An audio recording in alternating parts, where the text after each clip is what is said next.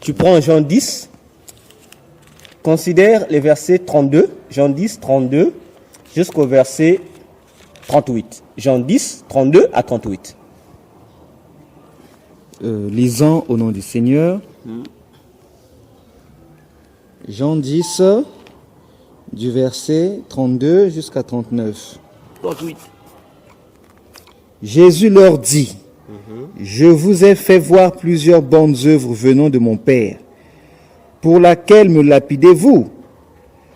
Les Juifs lui répondirent, ce n'est point pour une bonne œuvre que nous te lapidons, mais pour un blasphème. Et parce que toi, qui es un homme, tu te fais Dieu.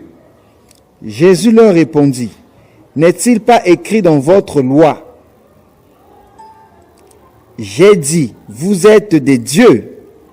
Si elle a appelé Dieu ceux à qui la parole de Dieu a été adressée, et si l'écriture ne peut si l'écriture ne peut être anéantie, celui que le Père a sanctifié et envoyé dans le monde, vous lui dites, tu blasphèmes, et cela parce que j'ai dit, je suis le Fils de Dieu.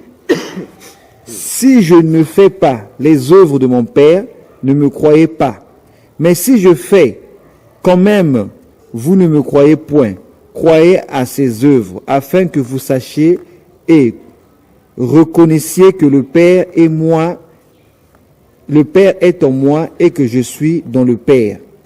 Là-dessus, ils cherchèrent encore à le saisir, mais il s'échappa de leurs mains. Voilà. Donc, tu remarques que Jésus rappelle aux pharisiens que, à tous ceux qui le haïssaient, voulaient le tuer, que je fais plusieurs œuvres. L'objectif des œuvres que je fais, c'est quoi? C'est pour vous amener à comprendre que je suis le Fils de Dieu et que Dieu est en moi. Ok?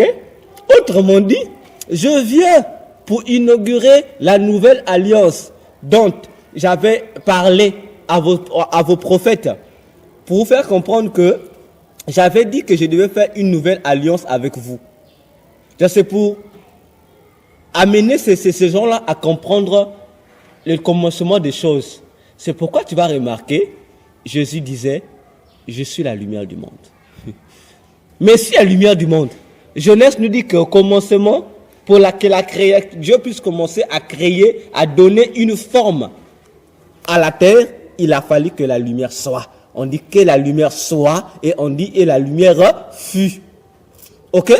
Donc, lorsque Jésus faisait ces œuvres-là le jour du sabbat, c'était pour leur faire comprendre que lorsque je fais ce miracle le jour du sabbat, parce que c'est pour dire, le sabbat, c'est mon jour. N'est-ce pas? Puisque le sabbat, c'est le jour du repos de l'homme, pour honorer Dieu. Comme nous l'avons dit au début, c'est le jour où l'homme doit se taire, doit laisser Dieu agir. Ce que les pharisiens n'ont pas compris. Ils disent, comment tu peux faire le miracle le jour du sabbat? Mais parce que c'est moi Dieu, c'est mon jour. C'est mon jour à moi Dieu. Donc, c'est le jour où il n'y a que moi qui dois agir. C'est pourquoi il répond ainsi aux pharisiens. C'est moi qui dois agir. Bon, maintenant, vous les pharisiens, en termes normal, vous pharisiens, vous ne devez rien faire. C'est moi qui devais faire. C'est mon jour. Donc, c'est le jour où il n'y a que Dieu seul qui doit entrer en action. C'est pourquoi Jésus révélait plus tard, je crois dans Matthieu, il disait aux mêmes pharisiens, il leur dit ce jour-là, il dit, l'homme n'a pas été fait pour le sabbat, mais le sabbat a été fait pour l'homme. Pour dire que si j'ai institué le sabbat, c'est pas que l'homme doit, c'est pas l'homme qui doit se soumettre au sabbat, mais c'est le sabbat qui doit se soumettre à l'homme. C'est-à-dire, le sabbat a pour jour de satisfaire les besoins de l'homme, d'apporter à l'homme le repos, puisque c'est le jour du repos. Donc, lorsque l'homme arrive le jour du repos, le sabbat doit faire le service en faveur de l'homme. Le sabbat doit être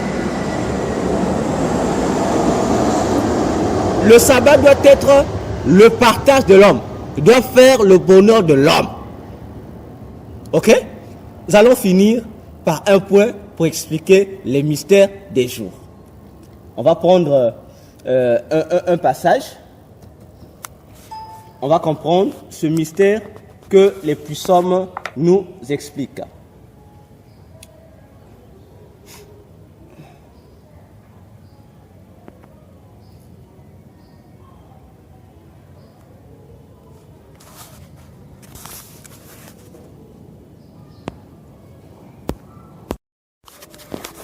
Donc, je disais, nous allons prendre le Psaume 118, le verset 24, pour comprendre les mystères des jours de la semaine.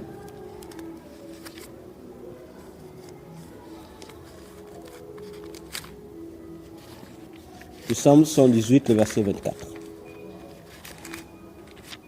Psaume 118, Le verset 24. le verset 24. Lisons au nom du Seigneur. Rendons gloire au Seigneur. C'est ici la journée que l'Éternel a faite, qu'elle soit pour nous un sujet d'allégresse et de joie. Je continue, docteur? Non, juste là. Ok? Alors, vous remarquez que le chanteur qui chante dans ce psaume dit c'est ici la journée que l'Éternel a faite pour nous. Et il consigne cette journée-là. Voyez-vous? Alors, pour dire que la joie commence quand? Dans Matthieu, nous savons, Matthieu 4, je pense, on dit, une grande lumière est apparue sur le peuple qui était assis dans les ténèbres. On parlait des peuples de Zabulon et de Nephtali, lorsque Jésus est descendu de l'autre côté. Donc, on présente la venue de Jésus dans ces contrées-là comme étant une grande lumière qui est venue éclairer ceux qui étaient dans les ténèbres. Et si vous poursuivez, on parlera du mot délivrance. Or, pour parler de délivrance, il faut parler de la lumière. S'il y a la lumière, ça veut dire qu'il y aura délivrance. Or, lorsqu'il y a délivrance, c'est là où il y a la joie.